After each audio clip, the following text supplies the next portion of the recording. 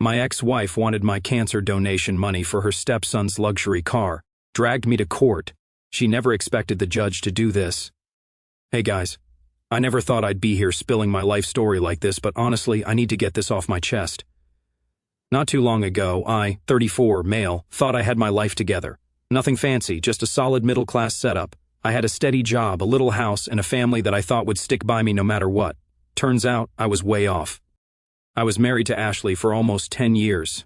When we first met, she seemed like the whole package, smart, funny, and knew what she wanted in life. She had this confidence about her that I couldn't resist. We got married after a couple of years, bought a little house in a quiet neighborhood, and thought we'd build a life together. A few years in, we had our daughter, Lily. She's 6 now, and honestly, she's the best thing that's ever happened to me. Being her dad is the one thing I know I've done right. Ashley and I weren't perfect, but I thought we had a good thing going. Sure, she could be demanding at times, but who isn't, right? I figured it was just normal married life stuff. Then about a year ago, I started feeling off. I was tired all the time, like I couldn't shake this constant exhaustion. At first, I blamed work. I'd been putting in a lot of hours trying to save up for Lily's future, but then I started losing weight and getting weird aches. Long story short, I ended up at the doctor and they hit me with the big C, cancer. Hearing that word felt like everything just froze. I barely remember what the doctor said after that, something about treatments, survival rates, and how it wasn't going to be easy. I just sat there, numb. Ashley was with me, and I thought she'd be my rock through this. I mean, that's what marriage is about, right? Sticking together when life gets tough. That's what I thought. At first, she seemed supportive. She said all the right things. We'll get through this. You're strong, blah, blah, blah. But looking back, I think she was just going through the motions. She stopped asking questions about my appointments and started spending more time out of the house. I thought maybe she was just stressed. I mean, who wouldn't be? So I tried to give her space, thinking she'd come around. She didn't. One night she sat me down and said, "I can't do this," just like that. She said she wasn't cut out for a life with a sick husband. She wanted someone healthy who could still provide for her and Lily. I didn't even know what to say. I just sat there, stunned. She was calm, too calm, like she'd rehearsed it or something. Then she just let it all out. She wanted a divorce. Within weeks, she was gone. She took Lily, emptied our savings account, and left me with the house and the bills. The divorce process was brutal. She hired some big-shot lawyer who wiped the floor with me. I ended up losing almost everything, our savings, joint accounts, and even had to pay $1,200 a month in child support. I didn't fight the child support because honestly, Lily's my world, and I'd do anything for her. But still, it felt like a punch to the gut. So there I was, sitting in an empty house, trying to figure out how I was going to handle cancer treatments, pay child support, and keep the lights on. Ashley didn't care. She was off living her new life like I didn't even exist anymore. And the worst part is, she didn't even try to hide her reasons. She told me flat out, "I need a fresh start. I can't be tied down to this." Like I was some broken thing she needed to get rid of. Looking back, I realized there were warning signs. Ashley always had a way of making things about her. If I was sick with a cold, she'd complain about picking up the slack. If I worked late, she'd grumble about me not being around enough. But I loved her, so I brushed it off. I thought it was just how she was, and I didn't want to make a big deal out of it. After she left, I was stuck trying to figure out what to do next. I had cancer treatments to start, bills piling up, and no idea how I was going to make it all work. It felt like my whole world had been turned upside down. But one thing I knew for sure, I wasn't going to let cancer or Ashley take me down without a fight. And that's where it all started. The first few weeks after the divorce were rough. Bills started piling up, mortgage payments, utilities, medical expenses. My health insurance wasn't terrible, but the co-pays for chemo and other treatments added up fast. Plus, I still had to send Ashley the monthly child support, which was pretty much my entire paycheck after everything else. I tried not to think about how she'd taken all our savings and left me with nothing but this house. I started treatment not long after the divorce was finalized. Let me tell you, chemo is no joke. I thought I was tired before, but this was a whole new level of exhaustion. I'd come home from the hospital, collapse on the couch, and barely have the energy to move. Some days, even getting up to make a cup of tea felt like running a marathon. But I kept pushing through because I didn't have a choice. I wasn't just fighting for me, I was fighting to be there for Lily. Ashley, on the other hand, was living her best life. She remarried within a few months, which wasn't a huge surprise. She had always been the type to move on quickly when things got tough. From what I heard, her new husband was loaded, which explained why she wasn't in any rush to get a job or contribute financially. She'd send me the occasional text about Lily, mostly to ask for extra money for essentials like new clothes or school supplies, but other than that, she was radio silent. At first, I tried to be civil. I didn't want to make things harder for Lily, and I figured Ashley would eventually come around and realize how unfair she'd been. But she didn't. Every time I tried to talk to her about splitting the costs for Lily's needs, or, maybe giving me a break since I was literally fighting for my life, she'd shut me down. "You're her father," she'd say. "It's your responsibility," like she hadn't just taken everything and left me in the dust. I didn't want to tell anyone what was going on. I was embarrassed, honestly. I felt like I'd failed, not just as a husband, but as a father. But one day, I was sitting at work, staring at my growing pile of medical bills, and my coworker Emma noticed something was up. She sat down next to me and asked if I was okay. I guess I must have looked pretty rough because I ended up spilling everything: the cancer, the divorce, the financial mess, everything. Emma listened without interrupting, and when I was done, she said, "We're going to figure this out. You're not alone in this." I didn't think much of it at the time, but a few days later, Emma and some of my other coworkers surprised me with an idea. They wanted to start a local fundraiser to help cover my medical expenses. At first, I was hesitant. I didn't want to feel like a charity case, and I wasn't sure how people would react. But they insisted, and honestly, I didn't have a better solution, so I let them go for it. They started small, organizing bake sales and yard sales to raise money. Then, someone suggested setting up a GoFundMe page. Within days, the campaign started gaining traction. People I barely knew were donating and sharing my story on social media. My coworkers wrote updates about my battle with cancer, and they didn't hold back. They talked about how I was trying to stay strong for my daughter and how much I needed the community's support. It was overwhelming in the best way. I remember the day we hit $10,000.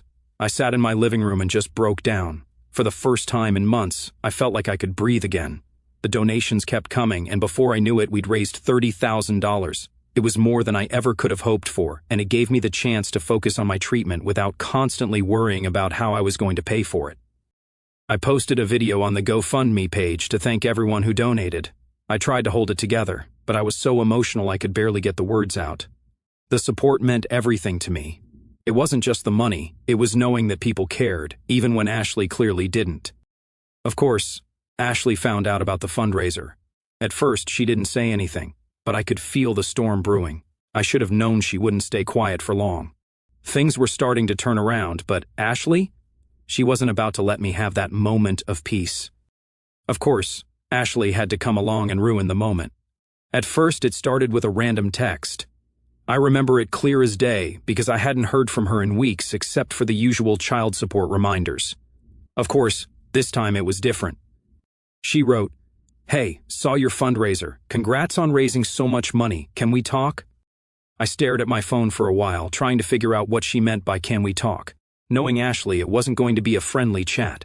I ignored it, hoping she'd let it go, but nope. The next day, she called. I didn't answer, so she left a voicemail in her usual entitled tone. She said, "We need to discuss how you're going to share some of that GoFundMe money. It's only fair, considering our daughter could use some of it too." I couldn't believe it. Share with her? After she drained our savings and left me high and dry? I called her back, and it was one of the most frustrating conversations I've ever had. She didn't even try to sugarcoat it. She said her new stepson, she remarried super quick, had been wanting a sports car, and since I'd raised so much money, it was only fair to use some of it for him. I was dumbfounded. "This money is for my cancer treatment, Ashley," I said, trying to stay calm. "It's literally the only way I can afford to keep living." She responded, "You're still alive, aren't you? If you can pay for chemo, you can spare a little for the kids." The kids? She actually lumped her new stepson, who I've never even met, into the same category as Lily. I told her no, flat out. That money wasn't hers to touch. She didn't take it well. She called me selfish, accused me of using my cancer as a pity card, and then hung up on me. Ashley has never been the type to back down when she wants something. Over the next few weeks, she bombarded me with calls and texts. She said I owed her for all the years she spent putting up with me, and that it was only fair to give back now that I had extra money. It was insane.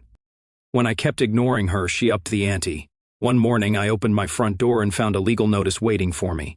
Ashley was suing me, claiming I'd hidden assets during the divorce, specifically the GoFundMe money, and that I was in contempt of our settlement. She wanted half of it, even though the fundraiser happened after the divorce was finalized. I felt sick, like, actually nauseous. Wasn't it enough that I was battling cancer and barely making ends meet? Now I had to deal with this nonsense too. I called my lawyer, the same guy who helped me during the divorce.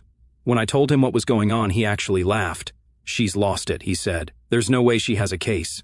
Still, I was stressed. Even if her claims were ridiculous, the thought of going back to court made me anxious. I was already stretched thin emotionally and physically.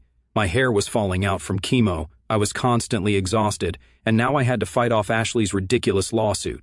But I wasn't about to let her bully me into giving her what she wanted. Not this time. My lawyer and I started preparing for the hearing. We gathered every piece of evidence we could: medical bills, documentation from the GoFundMe page, proof that the fundraiser happened months after the divorce was finalized. We even got statements from some of the donors who knew me personally. Meanwhile, Ashley kept trying to rally support. She even dragged her new husband and her parents into it, telling anyone who'd listen that I was hoarding money while she was struggling to provide for Lily. It was laughable. Everyone in our community knew the truth. They'd seen the fundraiser, read the updates, and knew how much I was fighting to stay alive. Ashley's sob story didn't hold much weight, but that didn't stop her from trying. But here's the thing. Ashley underestimated just how much the community was behind me. The judge assigned to our case actually recognized my name from the GoFundMe. Turns out, he donated anonymously and remembered my story. That little detail ended up making a huge difference. On the day of the hearing, I sat nervously at the defendant's table. Ashley waltzed in, her new husband trailing behind her, both of them looking like they'd stepped out of a catalog. Her lawyer was the picture of arrogance, and I was already bracing for the worst. As the hearing began, Ashley's lawyer launched into his opening argument, claiming I'd misrepresented my finances during the divorce. "Your Honor," he said, "my client has reason to believe the defendant concealed significant assets during their divorce proceedings. Assets that could have been used to support their child, and by extension, the family." He then gestured toward Ashley with what I'm sure he thought was a sympathetic smile. This is a mother simply trying to provide for her child. My lawyer didn't even flinch. When the judge asked for specifics, Ashley's lawyer doubled down, referencing the GoFundMe page. The fundraiser, he said, is evidence of premeditation. It's clear the defendant anticipated this financial windfall and kept it hidden to avoid fair division during the settlement. The judge was looking skeptical. "You're claiming he planned to get cancer to raise money for treatment?" he asked, his tone neutral but his expression anything but. There was an awkward silence. Ashley's lawyer stumbled over his words. "Not exactly, Your Honor," but the judge cut him off. "Let's move on. What proof do you have that these funds were hidden assets?" But then Ashley herself jumped in, clearly frustrated. "He's using Lily to get sympathy," she snapped. "He mentioned her in the fundraiser. That means the money is for the family, not just him." The judge's eyebrows shot up. "So, you're saying," he began, "that donations made specifically to cover cancer treatments should be considered marital property because your ex-husband mentioned your daughter?" Ashley nodded, arms crossed, like she was certain she'd just made the winning argument. That's when she brought up the sports car. "And honestly," she added, "it's not just about me. My stepson deserves something too. He's been dreaming of a sports car for years." The room fell silent for a moment, and then a muffled laugh broke the tension. Someone in the back of the courtroom actually snorted, and I couldn't blame them. "Let me clarify," the judge said. "Are you suggesting that donations meant to cover life-saving medical treatment should be redirected to purchase a luxury vehicle for your new spouse's child?" Ashley stammered, clearly caught off guard. I'm just saying family comes first, and he's been getting so much sympathy, it's not fair." My lawyer, still calm, turned to the judge. "Your Honor, this is exactly the type of frivolous and exploitative behavior we've been dealing with," he said. "Every piece of evidence, from the timeline to the donation records, proves this money was raised after the divorce and for a singular purpose, my client's survival. To suggest otherwise is not only baseless, but offensive to everyone who donated in good faith." By the time my lawyer finished, the judge was visibly unimpressed with Ashley's case. He turned to her lawyer. "Do you have any concrete evidence to support these claims, or are we done here?" They didn't have anything to add. Then, after weeks of stressing, the day of the verdict finally came. I barely slept the night before. Chemo had been kicking my ass, and on top of that, I kept replaying all the possible outcomes in my head. What if the judge actually bought Ashley's nonsense? What if I lost the money that was literally keeping me alive? By the time I got to the courthouse, I was running on fumes. Ashley, on the other hand, walked in like she owned the place. She had her new husband with her, dressed to the nines, and she kept giving me these smug little glances, like she already knew she'd won. I avoided eye contact because, honestly, I wasn't in the mood to deal with her theatrics. My lawyer, though, he was calm as ever. "Trust me," he said. "She doesn't have a leg to stand on." The judge wasted no time getting started. He recapped the situation. Ashley was suing me for half of the GoFundMe donations, claiming they were hidden assets from the divorce. My lawyer immediately pointed out that the timeline didn't add up. The divorce had been finalized months before the fundraiser even started. He presented the GoFundMe page, complete with timestamps, and read a few of the comments from donors who explicitly said the money was for my treatment. Ashley's lawyer tried to argue that the donations should still count as shared assets because they were based on my sob story, which she claimed included our daughter. According to them, since Lily was part of my story, Ashley was entitled to a cut. It was a ridiculous argument, but they really leaned into it. That's when the judge spoke up. "So, you're saying," he said, "that donations made specifically for cancer treatment should be treated as marital property because the defendant mentioned his daughter?" His tone was calm, but you could tell he wasn't buying it. Ashley, of course, couldn't help herself. She jumped in, saying, "He's using Lily to get sympathy. If he has that much money, he should be helping his family, not hoarding it for himself." I could feel my blood boiling, but I kept my mouth shut. My lawyer handled it perfectly. He calmly explained how every cent of the donations had gone, or was planned to go, toward medical bills, medications, and other treatment-related expenses. He even presented a breakdown of my insurance coverage, showing the massive gaps I still had to pay out of pocket. The judge looked at the paperwork, then turned back to Ashley. "Do you have any proof," he asked, "that these funds were hidden or improperly obtained during the marriage?" She launched into this emotional spiel about how hard her life had been since the divorce. She talked about raising Lily alone, which was laughable since she'd taken most of our savings and remarried a guy with money, and how her stepson had been dreaming of a sports car for years. She actually said, "It's not just about me, it's about the kids." The judge's expression was pure disbelief. "Are you seriously suggesting," he said, "that your stepson's desire for a sports car outweighs the defendant's need for life-saving medical treatment?" Ashley tried to backtrack, mumbling something about family priorities, but the damage was done. The judge wasn't having any of it. He asked her lawyer if they had any solid evidence to support their claims, but they didn't. Then it was my turn to speak. The judge asked me to explain how the fundraiser came about and what the money was being used for. I told him about my coworkers, my friends, and how the community had come together to help me when I was at my lowest. I explained how the donations had literally saved my life, allowing me to afford chemo and stay afloat while paying child support. I was trying to keep it together, but I could feel my voice shaking. The whole courtroom was quiet as I finished. Even the judge looked a little emotional. "Thank you for sharing," he said. "It's clear that these funds were given in good faith for a specific purpose." When it was time for the ruling, I was holding my breath. The judge didn't drag it out. He dismissed Ashley's motion with prejudice, meaning she couldn't bring up the same nonsense again. He stated that the GoFundMe money was not marital property, that it had been donated specifically for my medical treatment, and that Ashley had no claim to it whatsoever. But that wasn't all. The judge went a step further and ordered Ashley to pay my legal fees, citing her frivolous and exploitative attempt to seize funds intended for life-saving care. He also reduced my child support payments, acknowledging my medical condition and financial strain.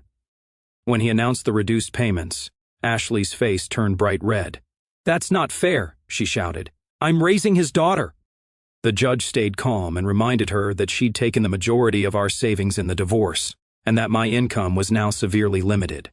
He wasn't buying her act, and it was glorious. By the time the hearing ended, I felt like a weight had been lifted off my shoulders. Ashley stormed out of the courtroom, dragging her husband behind her. He looked more embarrassed than anything, like he couldn't believe he'd hitched his wagon to someone so entitled. That day was a turning point for me. The donations were safe, the child support was manageable, and Ashley's ridiculous claims had been shut down. My lawyer patted me on the back as we left the courthouse. "You deserve that win," he said, and for once, I actually believed him. You'd think after getting shut down so hard in court, Ashley would take the L and move on. But nah, that's not how she operates. If there's one thing I've learned about her over the years, it's that she doesn't know how to quit, even when she's dead wrong. It started with her blowing up my phone. I got texts, voicemails, you name it. At first, it was the same old stuff. You're selfish. You're ruining Lily's life. I can't believe you'd put yourself over your own family. I ignored her because, honestly, I was done wasting energy on her nonsense. But then she started twisting the narrative. She went full PR mode, telling anyone who would listen that I was hoarding money and refusing to help our daughter. She conveniently left out the part where the judge ruled in my favor and the money was strictly for my medical bills. I heard through the grapevine that she'd been telling her new husband's family I was some deadbeat dad who couldn't even pay child support on time. The funny thing? Everyone saw right through her. Our town isn't huge, and word travels fast. People knew about the fundraiser and why the money was raised. They knew about the court case too. Ashley tried to rally sympathy, but most people just saw her for what she was, greedy and entitled. But she didn't stop there. Oh no. She started trying to manipulate Lily. Now, let me say this. I've always tried to keep Lily out of the drama. She's only 6, and she doesn't deserve to be caught in the middle of her mom's nonsense. But Ashley didn't seem to care. She started telling Lily things like, Daddy doesn't want to help us anymore, and Daddy only cares about his money. I know this because Lily started asking me questions during our visits. Stuff like, do you not want to help Mommy and me anymore? Hearing that broke me. I sat her down and explained as best as I could that I was doing everything I could to take care of her. I told her that even though Mommy and Daddy don't live together anymore, we both love her very much. I didn't badmouth Ashley, tempting as it was, because I didn't want to confuse Lily or make her feel torn between us, but it killed me that Ashley was using her like that. Around this time, I started seeing small signs that Ashley's perfect new life wasn't as perfect as she wanted people to think. Her new husband, the rich guy she married right after the divorce, turns out he wasn't as loaded as she made him out to be. From what I heard, his business wasn't doing so great and money was tight. Suddenly, Ashley's demands for more money started to make a lot more sense. She even sent me a long, rambling email at one point, saying she'd forgive me if I'd reconsider giving her some of the fundraiser money she threw in every guilt trip in the book. Lily deserves a stable home. You have no idea how hard it is to raise a child on my own. And even I only asked for the car because my stepson deserves a good life too. I didn't respond. What was there to say? But one afternoon, I was at home recovering from a particularly rough chemo session when there was a knock at my door. I wasn't expecting anyone, so I dragged myself to the door. And who do I see standing there? Ashley. She looked annoyed, like I was the one inconveniencing her. Before I could even say hello, she started going off about how unfair everything was. You've got this house. You've got all this money from the fundraiser and I'm stuck trying to make ends meet, she said. How can you be so heartless? I stared at her, completely dumbfounded. Heartless? I said. You left me when I was at my lowest, took everything we had, and now you were blaming me because your new life isn't working out the way you wanted. She didn't like that. She started yelling, saying I wasn't being a good co-parent and that I was setting a bad example for Lily. I tried to keep my cool, but the stress of everything, the cancer, the court case, the constant harassment, just got to me. Ashley, I said, staring her in the eye, this money is keeping me alive. I'm fighting to stay here for Lily, to be her dad. And you're standing here demanding I give it to you for a sports car? Do you even hear yourself? That shut her up for a second. Then she muttered something about how she was done with me and stormed off. I watched her get into her car and drive away, and for the first time, I actually felt sorry for her. Not because she deserved sympathy, she didn't, but because it was clear she was never going to be happy. No amount of money or things would ever be enough for her. And that's where things stand right now. I know my life's a lot to handle at the moment, but I'm doing my best to hold my ground. If anything new comes up, I'll be sure to keep you guys updated. One final update. Hey everyone. I was binge reading all your comments in the past few days, and I really appreciate your compassion and support. It means a lot. Here's the update you've been waiting for. Better late than never. So, after Ashley's little doorbell drama, I half expected her to pull another stunt. But to my surprise, she finally backed off. Maybe she realized she wasn't getting anywhere, or maybe her new life was too much of a mess for her to keep bothering me. Either way, the silence was golden. I finally felt like I could focus on myself and what mattered, getting through my treatments and being there for Lily. The donations from the GoFundMe covered a huge chunk of my medical expenses, which was a massive weight off my shoulders. Between chemo, medications, and the extra costs that insurance didn't cover, I would have been buried without that money. Every time I sat in the chemo chair, I thought about the people who had my back, my coworkers, friends, neighbors, even strangers who donated or shared my story. It reminded me I wasn't fighting alone, even if it felt like it sometimes. Lily is my biggest motivation to keep going. She doesn't fully understand what happened, but she knows Daddy doesn't feel well and needs to go to the doctor a lot. I make sure our visits are special, even if I don't have the energy to do much. As for Ashley, she struggles to pay the legal fees the judge had ordered her to cover. Karma, I guess. She tried to take me to court thinking she'd walk away with a payday, but instead, she ended up with more bills. The cherry on top, the child support reduction hit her hard. She'd been so used to that steady $1,200 every month, and now that it was cut down significantly, she has to tighten her belt. I'd be lying if I said I didn't feel a little satisfaction over that. The whole court fiasco became a bit of small-town gossip. People couldn't believe Ashley tried to take my cancer fundraiser money for a sports car. I heard a few people jokingly refer to her as Sports Car Ashley. I didn't spread it around, but I won't lie. I didn't correct anyone either. She dug her own grave, and now she has to deal with it. But as much as I wanted to bask in the victory, I didn't have the energy to hold on to bitterness. Cancer has a way of putting things in perspective. I'm too focused on surviving and being there for Lily to waste time worrying about Ashley and her choices. She'd already taken so much from me. I'm not going to let her take any more headspace. Lately, my treatments are starting to show results. It's not easy, chemo is brutal, and there are days I feel like giving up. But every time I look at Lily's picture on my nightstand, I find the strength to keep going. Slowly, I'm starting to feel a little better. My doctors are cautiously optimistic, which is the first good news I've heard in a long time. My coworkers and friends stayed supportive throughout the whole ordeal. They didn't just raise money for me, they checked in regularly, dropped off meals, and even helped with house repairs when I was too sick to do them myself.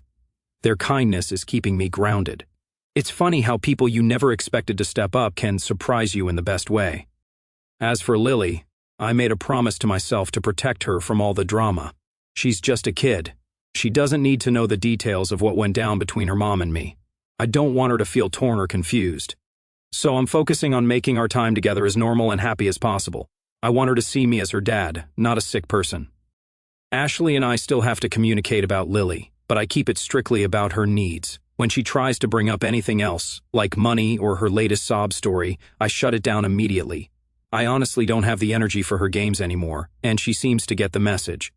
Maybe losing in court knocks some sense into her, or maybe she's just too embarrassed to keep pushing. Either way, she stays out of my business, and I'm happy to keep it that way. And guess what, guys? I just finished my last round of chemo. It feels surreal. I still have a long road ahead, but knowing I've made it through the hardest part gives me hope. My doctor said my prognosis is improving, and I'm finally starting to think about the future. Not just surviving, but actually living. Looking back, the whole ordeal with Ashley showed me who was really in my corner and who wasn't. It taught me to stand up for myself, even when I felt like I had nothing left to give. And most importantly, it reminded me how much I have to fight for Lily, my friends, and my own damn life. I'm still here, still standing, and still pushing forward. And that, my friends, is something no one, not cancer, not anyone, can take away from me. Thanks for sticking until the end. Wish me luck.